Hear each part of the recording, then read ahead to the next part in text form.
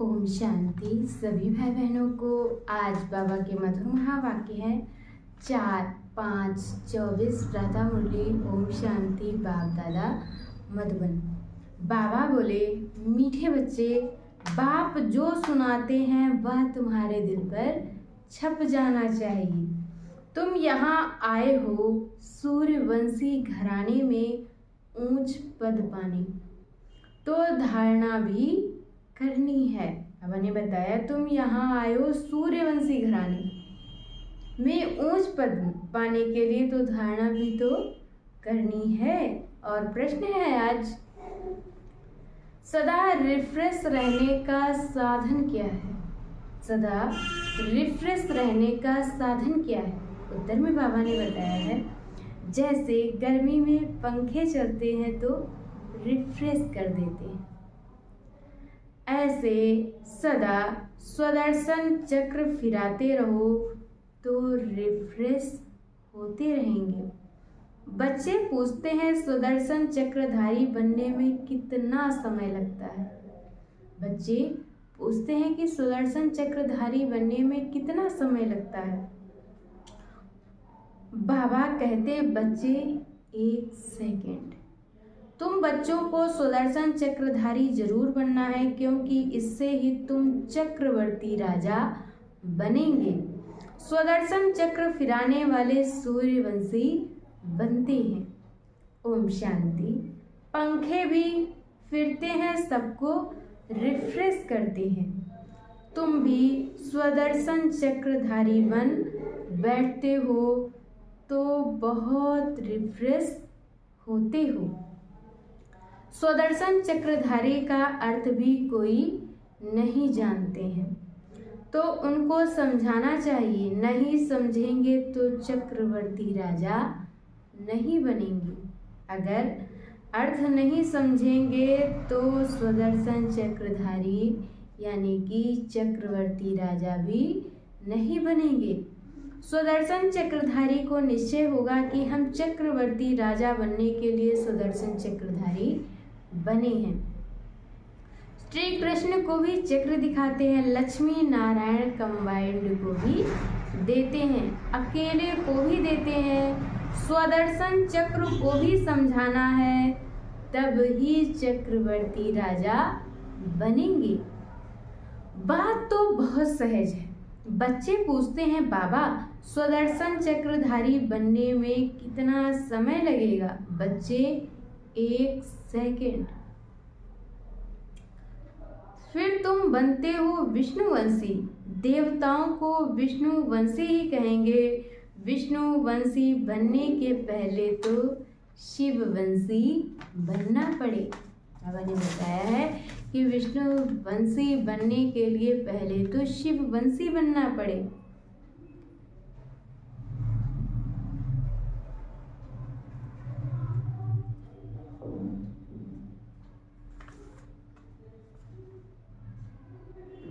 फिर बाबा बैठ सूर्यवंशी बनाते हैं।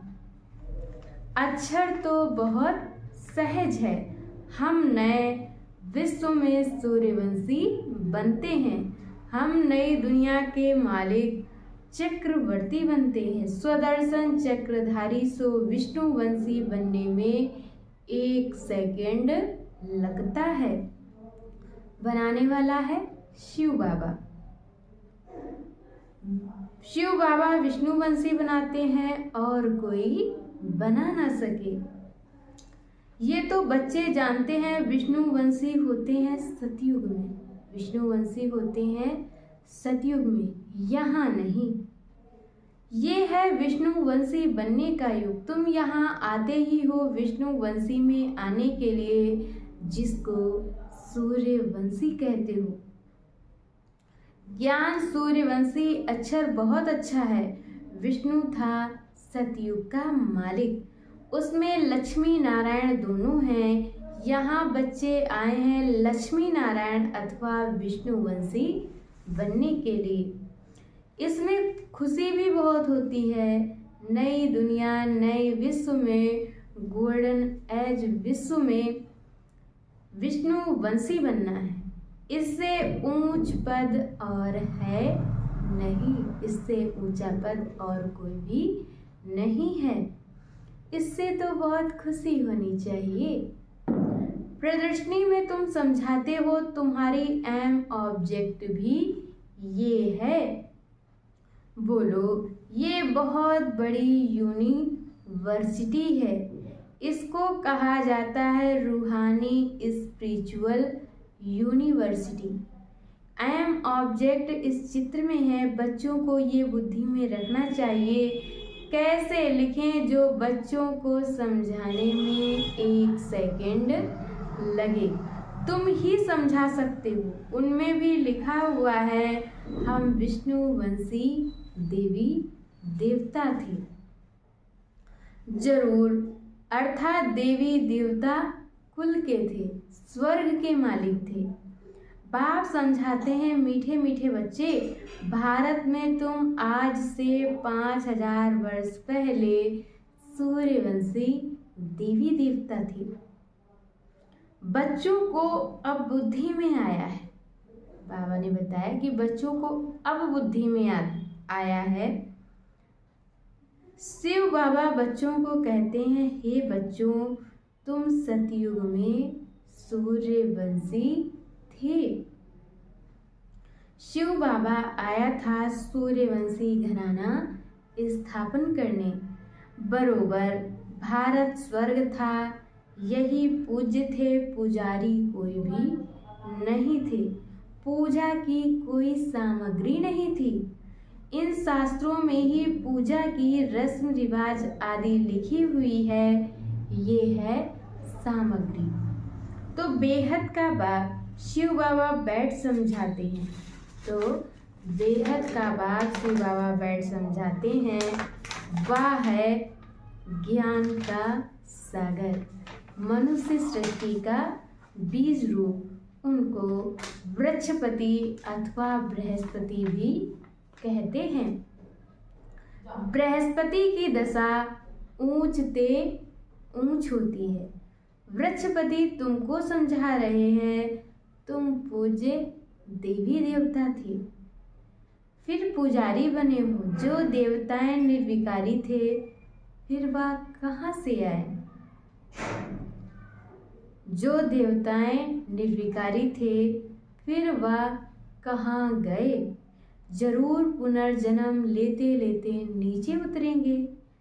तो एक एक अक्षर नोट करना चाहिए। बाबा ने बताया, जो भी बाबा ज्ञान सुनाते हैं उसका एक एक अक्षर नोट करना चाहिए, दिल पर या कागज पर। ये कौन समझाते हैं? शिव बाबा, वही स्वर्ग रचते हैं। शिव बाबा ही बच्चों को स्वर्ग का वर्षा देते हैं। बाप बगैर और कोई दे ना सके। लौकिक बाप तो है देहधारी, तुम अपने को आत्मा समझ पारलौकिक बाप को याद करते हो बाबा। तो बाबा रिस्पॉन्स देते हैं, हे बच्चों, तो बेहद का बाप हो गया ना। बच्चों, तुम सूर्यवंशी देवी देवता पूज्य थे, फिर तुम पुजारी बने। ये है रावण का राज्य। हर वर्ष रावण को जलाते हैं, फिर भी मरता ही नहीं है। हर वर्ष रावण को जलाते हैं, लेकिन रावण मरता ही नहीं है।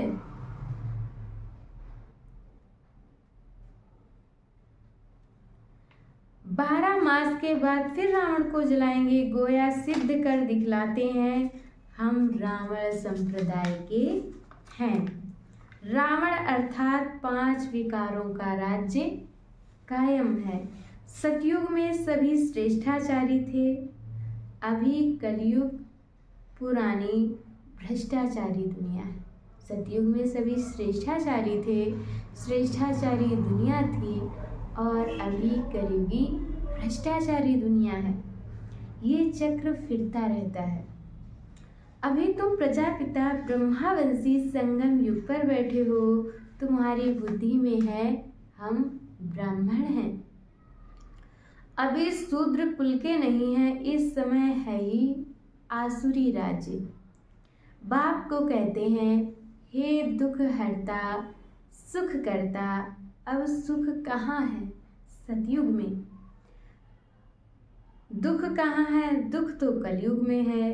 दुख हरता सुख करता है ही शिव बाबा, वह वर्षा देते ही हैं सुख का।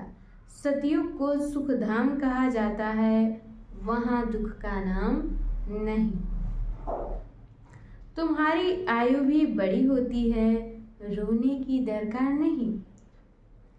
समय पर पुरानी खाल छोड़ दूसरी ले लेते हैं, समझते हैं अब शरीर बूढ़ा हुआ है। पहले बच्चा सतोगुणी होता है, इसलिए बच्चों को ब्रह्मज्ञानी से ऊंच समझते हैं, क्योंकि वह तो फिर भी विकारी गृहस्थी से सन्यासी बनते हैं, तो उनको सब विकारों का पता है। छोटे बच्चों को ये पता नहीं रहता है। इस समय सारी दुनिया में रावण राज्य भ्रष्टाचारी राज्य है। श्रेष्ठाचारी देवी देवताओं का राज्य सतयुग में था, अभी नहीं है, फिर हिस्ट्री रिपीट होगी। श्रेष्ठाचारी कौन बनावे? यहाँ तो एक भी श्रेष्ठाचारी नहीं, इसमें बड़ी बुद्धि चाहिए। ये है ही पारस बुद्धि बनने का युग। बाप आकर पत्थर बुद्धि से पारस बुद्धि बनाते हैं। कहा जाता है संग तारे और कुसंग बोरे। सत बाप के सिवाय बाकी दुनिया में है ही कुसंग। बाप कहते हैं मैं संपूर्ण निर्विकारी बनाकर जाता हूँ, फिर संपूर्ण विकारी कौन बनाते हैं? बाबा हम बच्चों को संपूर्ण निर्विकारी बना के जाते हैं, फिर हमको विकारी कौन बनाता है? कहते हैं हम क्या जाने, बच्चे कहते हैं हम क्या जाने। अरे निर्विकारी कौन बनाते हैं? जरूर बाप ही बनाएंगे। विकारी कौन बनाते हैं ये किसी को भी पता नहीं है। बाप बैठ समझाते हैं, मनुष्य तो कुछ भी नहीं जानते हैं। रावण राज्य है ना, कोई का बाप मर जाता है, पूछो कहाँ गया। कोई का सगा संबंधी अगर शरीर छोड़ता है तो पूछो कहाँ गया, तो कहेंगे स्वर्गवासी हुआ। अच्छा तो इसका मतलब नरक में था ना, तो तुम भी नरकवासी ठहरे ना। कितना सहज है समझने की बात। अपने को कोई भी नरकवासी समझते नहीं है। नरक को वैश्यालय और स्वर्ग को शिवालय कहा जाता है। आज से 5000 वर्ष पहले इन देवी देवताओं का राज्य था। तुम विश्व के मालिक महाराजा महारानी थे, फिर पुनर्जन्म लेना पड़े। पुनर्जन्म सबसे जास्ती तुमने लिया है, इनके लिए ही गायन है। आत्माएं परमात्मा अलग रहे बहुकाल। हमने बताया है कि तुम बच्चों ने ही सबसे ज़्यादा जन्म लिए, इसी के लिए गायन है। आत्मा परमात्मा अलग रहे बहुकाल। तुमको याद है तुम पहले पहले आदि सनातन देवी देवता धर्म वाले ही आए, फिर 84 जन्म ले पतित बने हो, और अब फिर पावन बनना है। पुकारते भी है ना पतित पावन आओ, तो सर्टिफिकेट देते हैं कि एक ही सुप्रीम सतगुरु आकर पावन बना दे। तो खुद कहते हैं इसमें बैठकर मैं तुमको पावन बनाता हूँ। बाकी 84 लाख योनियाँ आदि है नहीं, 84 जन्म है। 84 लाख योनियाँ नहीं बल्कि 84 जन्म हैं। इन लक्ष्मी नारायण की प्रजा सतयुग में थी, अब नहीं है, कहाँ गई? उनको भी 84 जन्म लेना पड़े। जो पहले नंबर में आते हैं वही पूरे 84 जन्म लेते हैं। तो फिर पहले वह जानी चाहिए देवी देवताओं की और वर्ल्ड की हिस्ट्री ज्योग्राफी रिपीट होती है। सूर्यवंशी चंद्रवंशी राज्य मस्ट रिपीट, यानी कि सूर्यवंशी और चंद्रवंशी राज्य फिर से पुनरावृत्ति होती है। बाप तुमको लायक बना रहे हैं, बाबा हम बच्चों को लायक बना रहे हैं। तुम कहते हो हम आए हैं इस पाठशाला व यूनिवर्सिटी में जहाँ हम नर से नारायण बनते हैं। बाबा की कहते हैं कि यहाँ हम बच्चे आए हैं नर से नारायण बनने। हमारी अहम ऑब्जेक्ट ये है, जो अच्छी रीति पुरुषार्थ करेंगे वही पास होंगे, जो पुरुषार्थ नहीं करेंगे तो प्रजा में कोई बहुत साहूकार बनते हैं, कोई कम। ये राजधानी बन रही है, तुम जानते हो हम श्रीमत पर श्रेष्ठ बन रहे हैं। श्री श्री शिव बाबा की मत पर श्री लक्ष्मी नारायण व देवी देवता बनते हैं। श्री माना श्रेष्ठ। अब किसको श्री नहीं कह सकते, परंतु यहाँ तो जो आएगा सबको श्री कह देंगे। श्री फलाना। अब श्रेष्ठ तो सिवाय देवी देवताओं के कोई बन नहीं सकता। भारत श्रेष्ठ ते श्रेष्ठ था। रावण राज में भारत की महिमा ही खल्लास कर दी है। भारत की महिमा भी बहुत है तो निंदा भी बहुत है। भारत बिल्कुल धनवान था, अब बिल्कुल कंगाल बना है। देवताओं के आगे जानकर उनकी महिमा गाते हैं। हम निर्गुण हारे में कोई गुण नहीं। देवताओं को कहते हैं परंतु वह रहम दिल थोड़े ही थे। रहम दिल तो एक को ही कहा जाता है। किसको? जो मनुष्य से देवता बनाते हैं। अभी वह तुम्हारा बाप भी है, टीचर भी है, सतगुरु भी है। गारंटी करते हैं मेरे को याद करने से तुम्हारे जन्म जन्मांतर के पाप भस्म होंगे और साथ ले जाऊंगा। फिर तुमको नई दुनिया में जाना है। ये 5000 वर्ष का चक्र है। ये 5000 वर्ष का चक्र है। नई दुनिया थी सो फिर जरूर बनेगी। दुनिया पतित होगी, फिर बाप आकर पावन बनाएंगे। बाप कहते हैं पतित रावण बनाते हैं और पावन मैं बनाता हूँ। बाकी ये तो जैसे गुड़ियों की पूजा करते रहते हैं, उनको ये पता नहीं कि रावण को 10 शीश क्यों देते हैं। विष्णु को भी 4 भुजा देते हैं, परंतु कोई ऐसा मनुष्य थोड़े ही कभी होता है। अगर 4 भुजा वाला मनुष्य होगा तो उसके जो बच्चे पैदा होता वह भी ऐसा होना चाहिए। जिसके 4 हाथ होंगे तो उनके बच्चों के भी 4 हाथ होने चाहिए। यहाँ तो सबको 2 भुजा हैं। कुछ भी जानते नहीं, भक्ति मार्ग के शास्त्र कंठ कर लेते हैं। उन्हों के भी कितने फॉलोवर्स बन जाते हैं। भक्ति मार्ग के शास्त्र याद कर लेते तो उनके कितने फॉलोवर बन जाते हैं। कमाल है। ये तो बाप ज्ञान की अथॉरिटी है। कोई मनुष्य ज्ञान की अथॉरिटी हो ना सके। ज्ञान का सागर तुम मुझे कहते हो ऑलमाइटी अथॉरिटी। ये बाप की महिमा है। तुम बाप को याद करते हो तो बाप से ताकत लेते हो, जिससे विश्व के मालिक बन जाते हो। तुम समझते हो हमारे में बहुत ताकत थी, हम निर्विकारी थे, सारे विश्व पर अकेले राज्य करते थे तो ऑलमाइटी कहेंगे ना। ये लक्ष्मी नारायण सारे विश्व के मालिक थे। ये माइट यानी कि ये शक्ति उनको कहाँ से मिली? बाप से।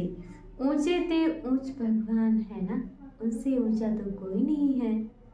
कितना सहज समझाते हैं, ये 84 के चक्र को समझना तो सहज है ना। जिससे ही तुमको बादशाही मिलती है, पतित को विश्व की बादशाही मिल ना सके। पतित तो उन्हों के आगे झुकते हैं, समझते हैं हम भक्त हैं। पावन के आगे माथा टेकते हैं, भक्ति मार्ग भी आधा कल्प चलता है, अभी तुमको भगवान मिला है। भगवान वाच मैं तुमको राजयोग सिखलाता हूँ। भगवान वाच है कि मैं तुमको राजयोग सिखलाए, राजाओं का राजा बनाता हूँ। भक्ति का फल देने आया हूँ, गाते हैं भगवान किसी ना किसी रूप में आएंगी। बाप कहते हैं मैं कोई बैलगाड़ी आदमी थोड़ी ही आऊँगा। बाबा कहते मैं कोई बैलगाड़ी आदमी थोड़ी ही आऊँगा।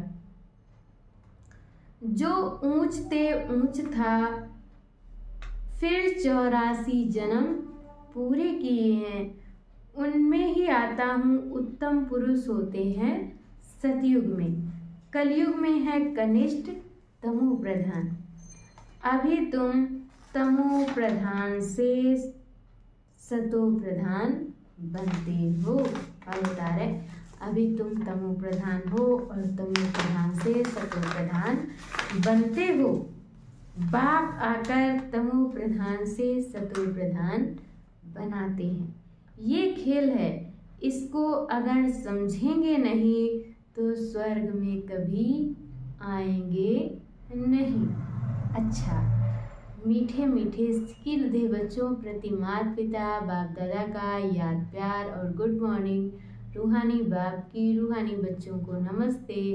हम रूहानी बच्चों की तरफ से रूहानी माता पिता बाप दादा को याद प्यार नमस्ते, ओम शांति, गुड मॉर्निंग, शुक्रिया बाबा, शुक्रिया। और आज बाबा ने हम बच्चों को मुरली में धारण करने के लिए मुख्य सार दिया है। पहला पॉइंट, एक बाप के संग से स्वयं को पारस बुद्धि बनाना है, संपूर्ण निर्विकारी बनना है, कुसंग से दूर रहना है। दूसरे पॉइंट में बाबा ने बताया है सदा इसी खुशी में रहना है कि हम स्वदर्शन चक्रधारी सो नई दुनिया के मालिक चक्रवर्ती बनते हैं। शिव बाबा आए हैं हमें ज्ञान सूर्यवंशी बनाने, हमारा लक्ष्य ही ये है। और आज बाबा ने हम बच्चों को वरदान दिया है, विघ्नों को मनोरंजन का खेल समझ पार करने वाले निर्विघ्न विजयी भव। विघ्नों को मनोरंजन का खेल समझ पार करने वाले निर्विघ्न विजयी भव। विघ्न आना ये अच्छी बात है, लेकिन विघ्न हार ना खिलाए। विघ्न आते ही हैं मजबूत बनाने के लिए, इसलिए विघ्नों से घबराने के बजाय उन्हें मनोरंजन का खेल समझ पार कर लो, तब कहेंगे निर्विघ्न विजयी।